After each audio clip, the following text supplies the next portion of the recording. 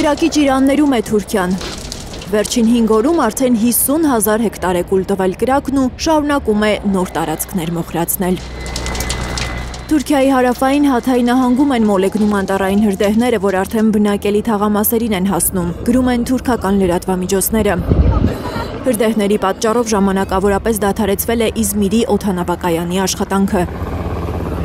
Իզմիրում մոլեգնող հրդեհները փորձում են մարել 4 ինքնաթիռով, 14 ուղղաթիռով, 106 հրշեջ մեքենայով, ավելի քան 1000 հոգանոց անձնակազմով։ Գյուղատնտեսության և անտառային տնտեսության նախարարը հայտնել է, որ 5 օրվա ընթացքում երկրում ավելի քան 340 հրդեհ է գրանցվել։ Զոհերի մասին տեղեկություններ չկան, սակայն լուրեր կան, որ մի քանի գյուղ ամբողջությամբ այրվել է։ Թուրքիայում հրկիզումների մեղադրանքով ավելի քան 30 մարդ է ձերբակալվել։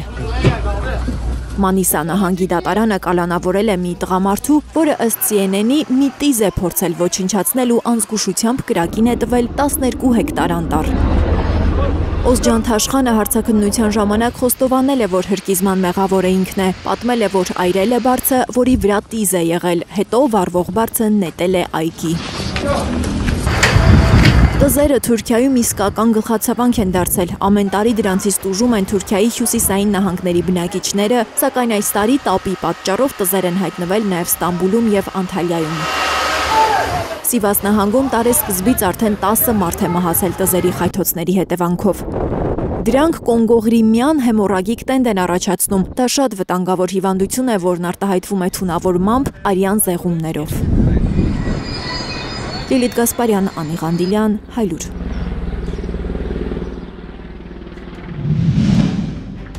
Հայաստանում և աշխարհում տեղի ունեցող իրադարձությունների մասին առաջինը իմանալու համար բաժանորդագրվեք մեր ալիքին, սեղմեք զանգակը, որ բաց չթողնեք, ամենակարևորը, ամենահրատապն ու հետաքրքիրը։